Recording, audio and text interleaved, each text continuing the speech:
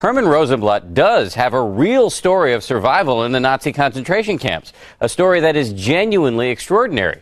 But as he explained to us in this exclusive interview, he felt he needed to make things up to get people to pay attention.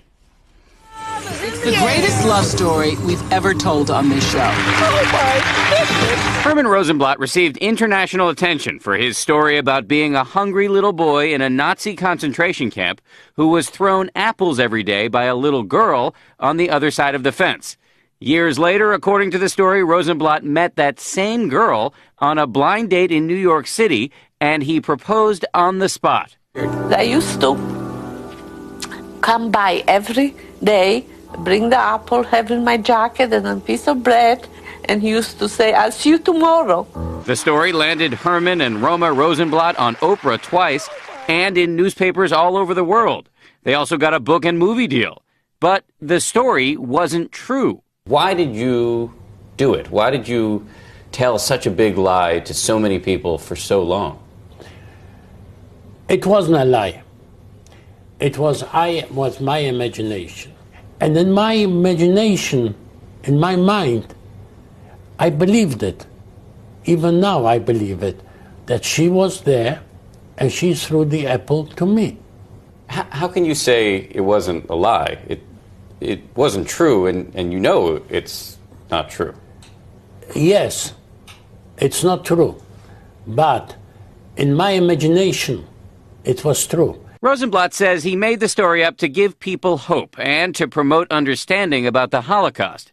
But members of his own family say his real motivation was money. So you were not motivated in any way by money? No. This is from your son. He said that he knew you were lying for years and he couldn't get you to stop. And here's his quote. "It was always hurtful. My father is a man who I don't know." How do you respond to that? I don't know. I can't respond to it. I don't know why he said it. I don't know. Maybe I'll ask him. Herman and Roma Rosenblatt told their false story publicly for more than a decade, but it all fell apart about 6 weeks ago after Holocaust scholars proved that it was physically impossible for prisoners to approach the fence at the concentration camp where Herman was kept, and that Roma's family was actually more than 200 miles away at the time. Why did your wife agree to go along with this? Did she ever express any reservations? Because she loves me. Why is she not here today? Because I don't want her to be here today. It's too much going on. Was it difficult for your wife to have to go out very publicly and tell a story that she knew wasn't true? It was. It was. But she loves me so much that if she thinks that's good for me, she'll go along with it. Rosenblatt is remarkably unrepentant about his years of lying. I pronounce my love for you forever. When you look at that, does it make you uncomfortable at all? No.